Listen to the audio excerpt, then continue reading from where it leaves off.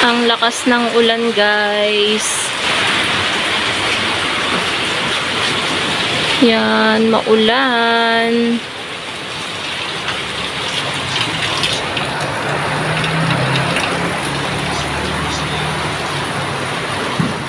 Hello mga kasari, isang maulan na araw po sa ating lahat. So for today's video, kahit maulan, hindi tayo papaawat sa ating mga sinishare dito sa ating YouTube channel. Dahil po mga kasari, patuloy po na dumadami ang ating mga subscribers, ang ating mga kasari. Thank you so much po sa inyong mga kasari sa pag-subscribe dito sa aking YouTube channel. So ngayon mga kasari, isi-share ko sa inyo yung aking sikreto dito sa tindahan kung bakit tinatangkilik pa din ng mga customer ang aking tindahan kahit ang dami na pong mga nagsisulputan na mga bagong tindahan. So, una na sa lahat mga kasari, so nagbablog ako ng hawak ko lang ang aking cellphone. So, sana mga kasari ay nadidinig niyo ako dahil ang lakas ng ulan sa labas. So, una na sa lahat, siguro yung sekreto ko ngayon hindi na magiging sekreto dahil iba-vlog na natin. Una na guys sa lahat is from the beginning up to now na mag-iilang years na yung sari-sari store natin, nagiging consistent pa din ako mga kasari sa pagpepresyo ko na mura. Alam niyo yun guys, yung hindi overpricing, hindi din sobrang baba ng aking pagpapatong. So, ngalay na ako. Kasi mga kasari, kapag consistent ka sa pagpepresyo mo, nalalaman niya ng customer. Ilang beses ko na itong nasasabi sa inyo mga kasari. So, sana ma-remove natin yung sound ng ulan kapag inedit natin tong vlog na to. Yun nga, kapag nalaman kasi yan, kumakalat kasi yung presyo mo mga kasari. Tulad ng nangyayari ngayon sa tindahan, may isang tindahan dito na nag-close na. Nag-uubos na lang ng laman ng kanilang tindahan kasi hindi na maasikaso ang pagtitindahan kasi sobrang busy dun sa isang negosyo. Mas nag-focus na doon yung may-ari sa kanilang negosyo. So, nabawasan ng isang tindahan. So, yung mga customer nahati sa iba pang mga tindahan. At yun nga, yung ibang mga trabahador nung may-ari na dati sa kanila bumibili and nag-close nga, sa akin bumibili yung iba or halos lahat ng mga trabahador sa akin bumibili. So bakit? Bakit sa akin sila bumibili? Especially ng mga merienda, mga soft drinks, Sting, Cobra, tsaka number 1 sigarilyo. Sobrang lumaki guys yung sales ko sa araw-araw sa ating panindang sigarilyo. Dahil po, nagiging consistent po ako mga kasari sa bentahan po natin ng sigarilyo na SRP lang po. For example, yung Camel ko po at Chesterfield, ang bentahan ko lang po ay SRP, 7 pesos per stick. Sa labas, yung mga madadaanan nilang tindahan ay 8 pesos sa kanila. So, saan pupunta si customer? So, syempre, sa tindahan na mura ang bentahan. So, yun po yung sinasabi ko sa inyo mga kasari.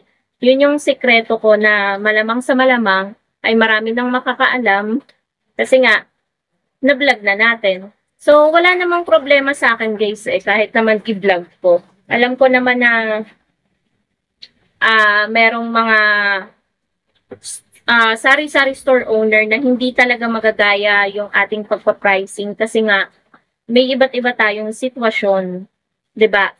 For example, sa store ko, hindi naman ako nangungupahan, kaya yung pagpa-pricing ko is tama lang. Unlike sa ibang tindahan, nangungupahan kasi sila, kaya hindi nila pwedeng tapatan yung pagpa-pricing ko kasi nga wala silang tutubuin, umuupa pa sila ng pwesto nila. So, yun yung nagiging instances, mga kasari. Bakit nagkakaroon ako ng advantage sa ibang sari-sari store. So, ayun guys, yung sekreto ko dito sa aking tindahan kung bakit tinatangkilik pa rin yung store ko kahit ang dami ng mga tindahan. So, nabawasan ng isa dahil nag-close na nga. So, thankful naman ako doon dahil kahit papano nadagdagan yung customer natin. May nawawala, may dumadating na mga panibagong customer. So, ngayon guys, yung status ng tindahan ko ngayon is maganda ngayon yung lagay ng tindahan natin. Unlike last year, simula nung 2025, umokay yung sales natin mga kasari. Di ko alam kung bakit or siguro nga naging consistent lang ako doon sa sikreto.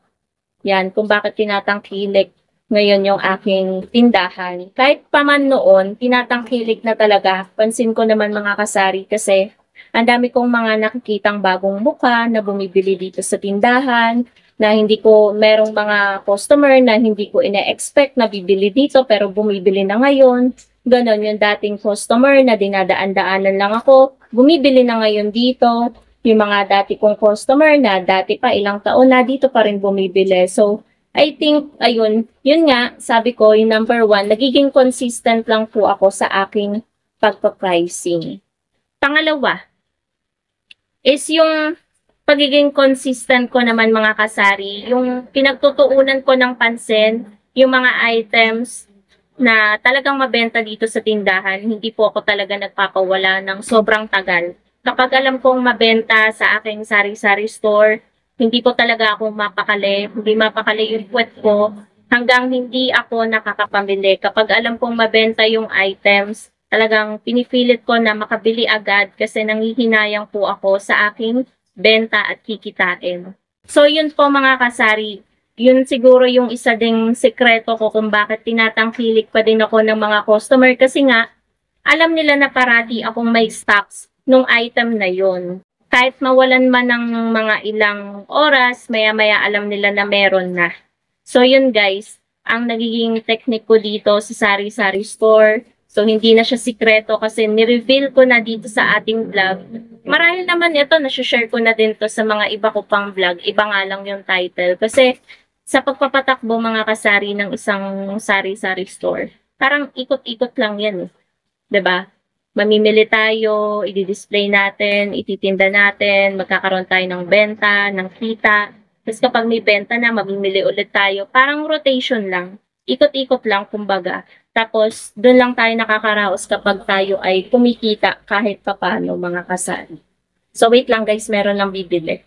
Isa pang sikreto na masishare ko sa inyo is yung pagiging low-key natin sa ating sari-sari store. Kumbaga, low-key, yung hindi ka chismosa, nakafocus ka lang sa negosyo mo, hindi ka pala post ng mga, hindi ka nagpe-flex, na meron kang ganito, na meron kang ganyan, kung ano yung nabibili mo, na ganyan, na mamahalin, hindi ka pala post, ganyan. So, low-key, ibig sabihin nun mga kasari, yung chill ka lang, kumbaga, umaano ka lang, sumasabay ka lang sa agos ng buhay, ganon. Nakapokus ka lang sa negosyo mo. Yun yung sa tingin ko mga kasari na sikreto ko kung bakit din ako tinangkilik ng aking mga customer. Yung hindi ako masyadong, kumbaga, isang tindera na yung palaaway, ganyan. Yung chill lang, kasi alam yan guys ng customer eh. Yung kapag yung isang tindera palaaway, masama yung ugali, masyadong inggitera, ganon.